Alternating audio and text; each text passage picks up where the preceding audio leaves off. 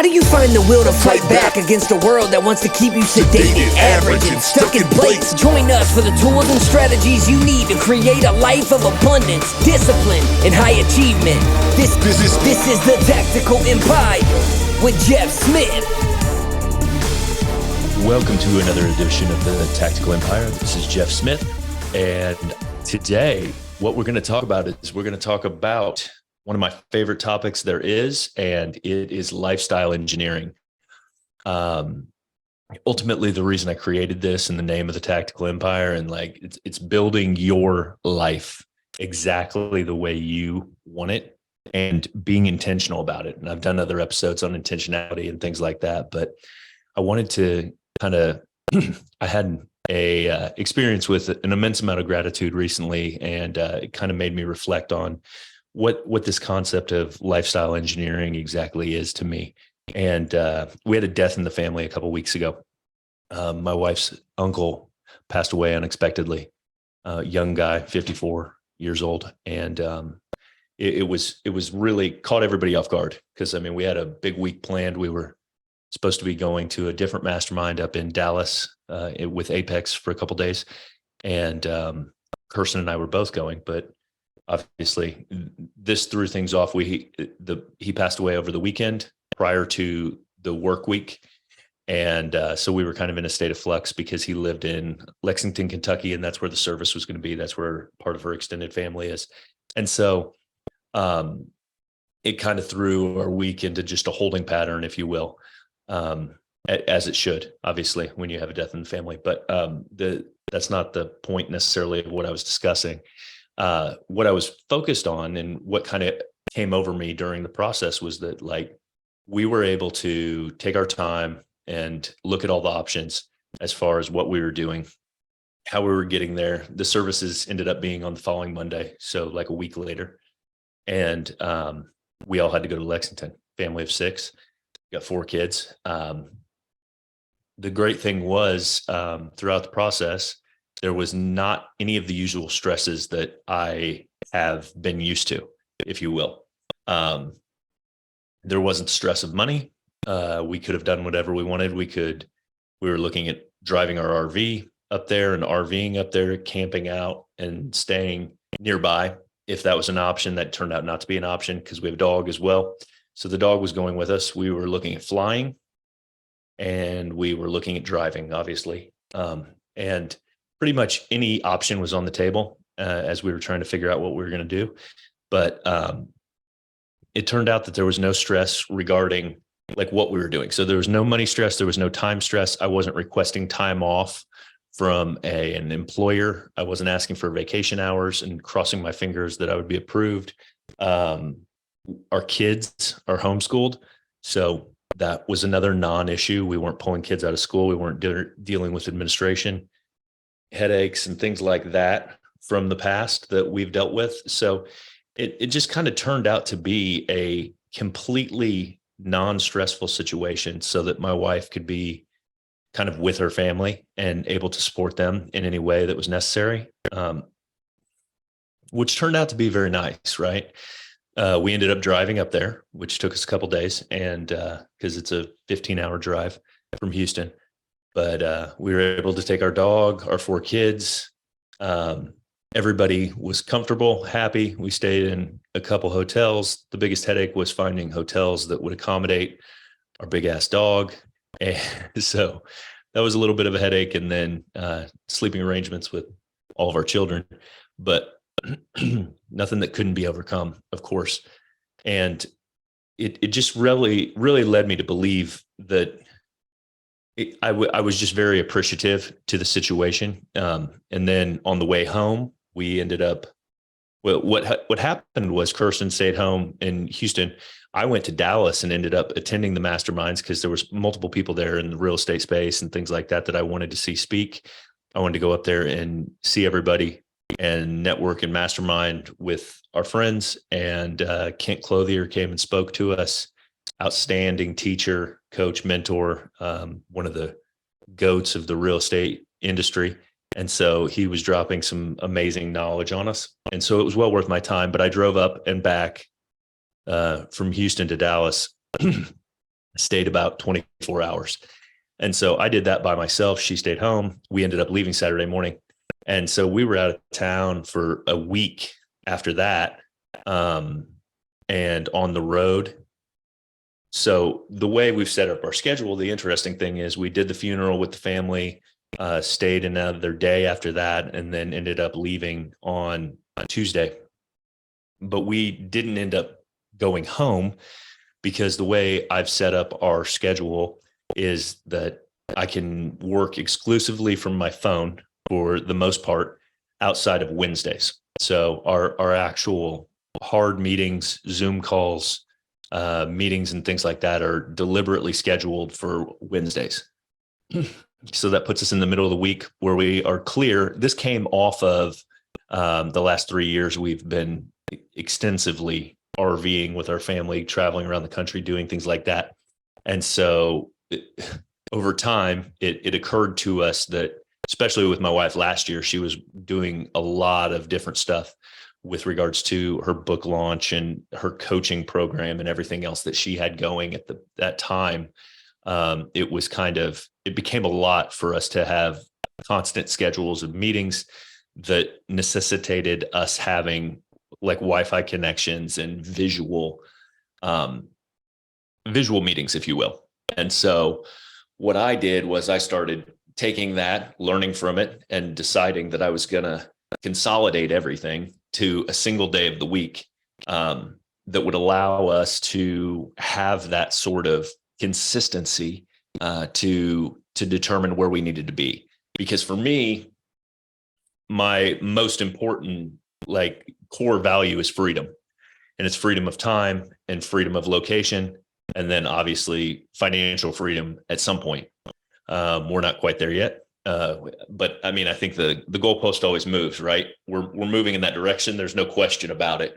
But for us, this trip was really eye-opening from a position of what life have we created for us. So Tuesday we leave Lexington.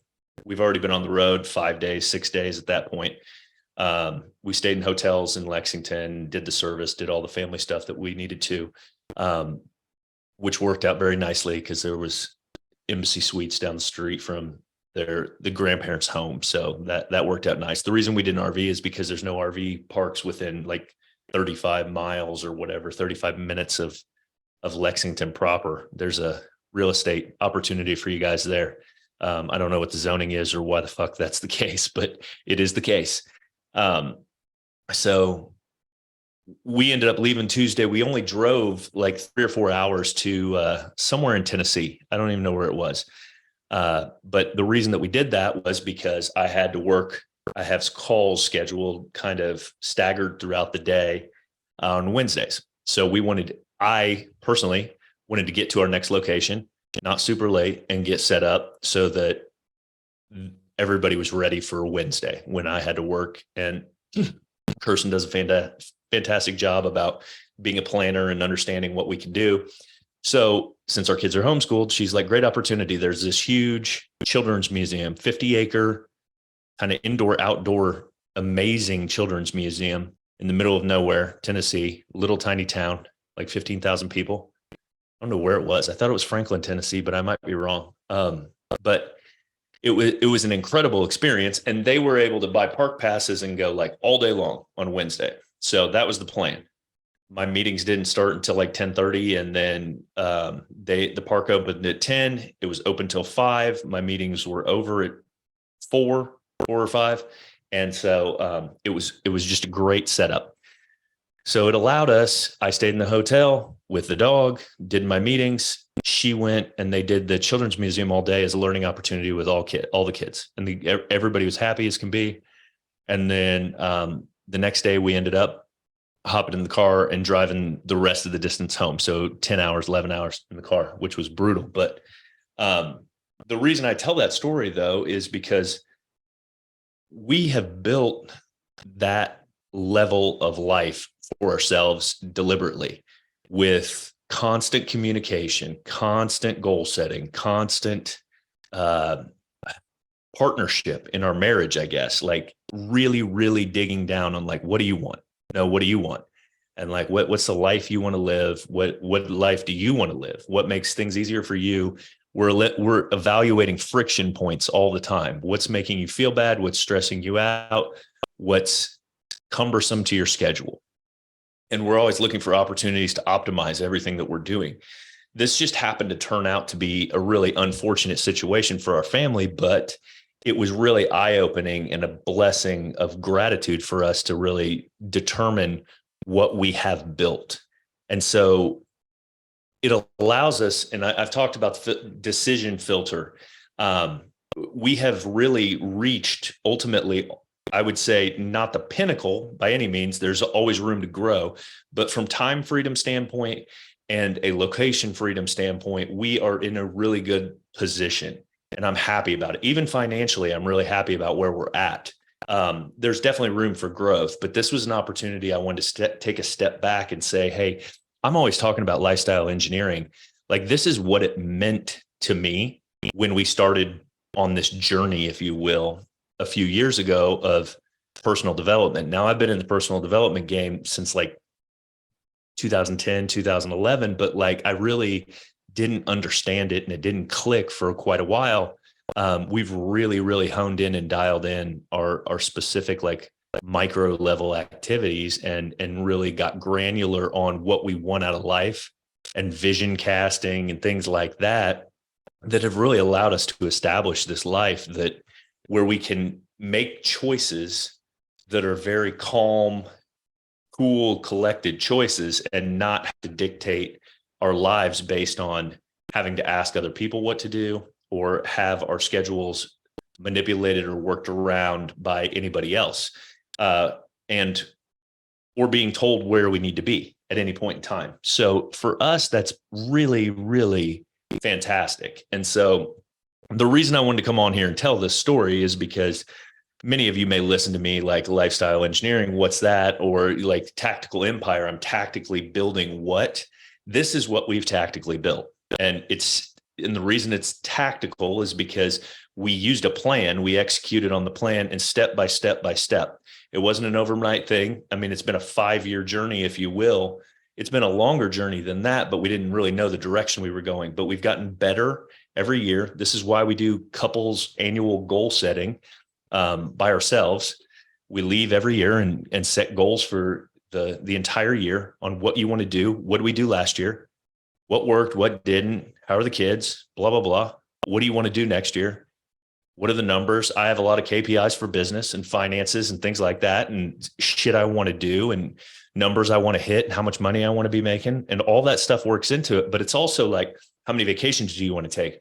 What do you want to do with the kids? My wife's huge on experiential learning for them and experiences just in general. And so we plan that stuff deliberately by having conversations, by having uncomfortable conversations. Like, how did I let you down this year? What did I say I was going to do that I fell through on? Like, are there things like that? Because I mean, as a man, that's important to me. I don't want to be told by my wife that I told her I was going to do something and then didn't follow through on it. And I can't say there's never times that's happened. It used to happen all the time, but now I'm more and more cognizant of it. Right. And so I would tell you that the situation she could point to in this day and age where I don't follow through on what I say I'm going to do is very few and far between. So the main purpose of this, if you want to build your empire, if you want to design your own lifestyle that's ideal to you, it starts on getting clear with what's important to you. Time freedom, location freedom were important to us. And so what is it that's important to you?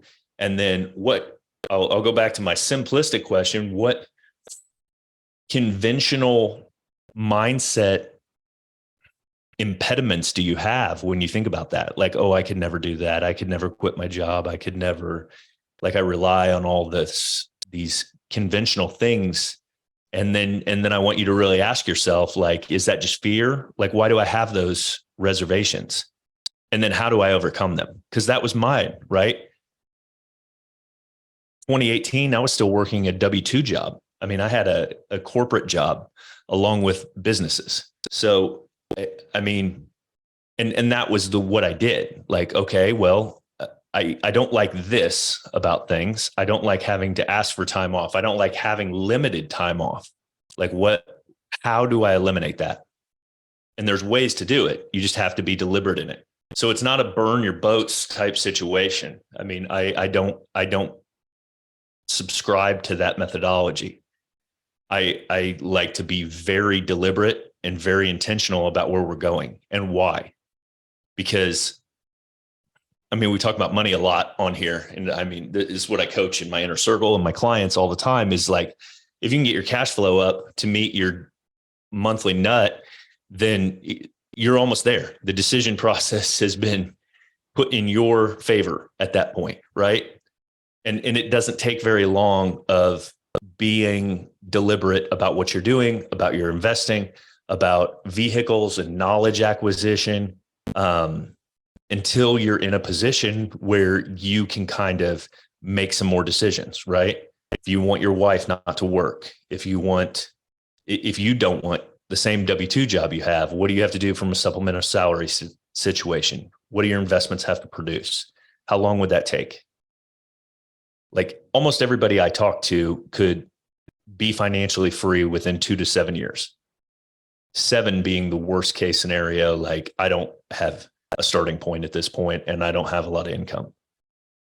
Most people that work, most people that come into our group, our inner circle group, have a decent income. They just don't have the financial literacy, or they don't know the tools or the things that they don't know, which is, I mean, truth be told, I did 15, 18 years in financial services, and all that was taught to me, even in those 18 years, was the conventional products, just going down the road of everyone else with this like sorry ass middle class mindset.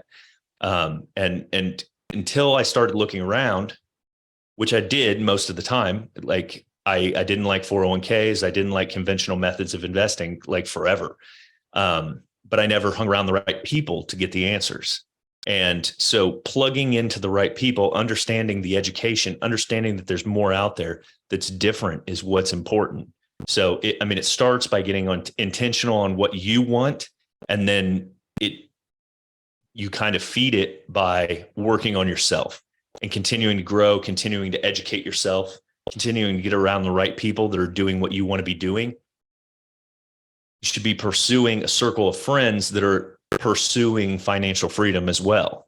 Because I'll tell you what sets you back more than anything is the people that go to work Monday through Thursday and then happy hour until Sunday fun day and start it all over again. Because I was that person. I've been that person for a long time.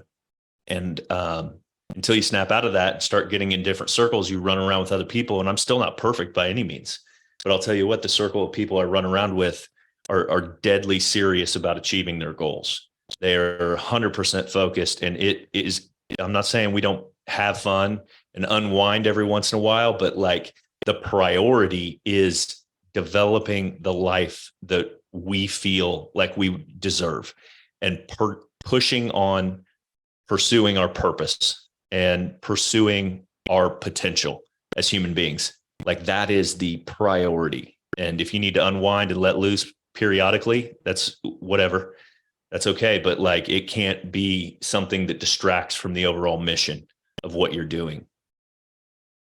So I hope this episode was helpful.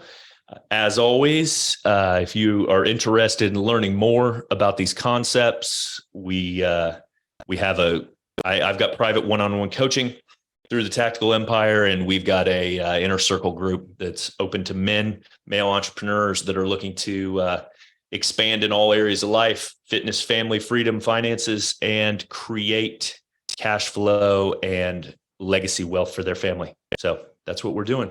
Hit me up. Hope this episode was helpful. Hope you're designing the lifestyle that you and your family want for yourselves and dream of. So good luck. Let me know if I can help you. Thank you for listening to the show. Make sure you subscribe, leave a review, and share with a friend. We'll see you on the next episode of the Tactical Empire.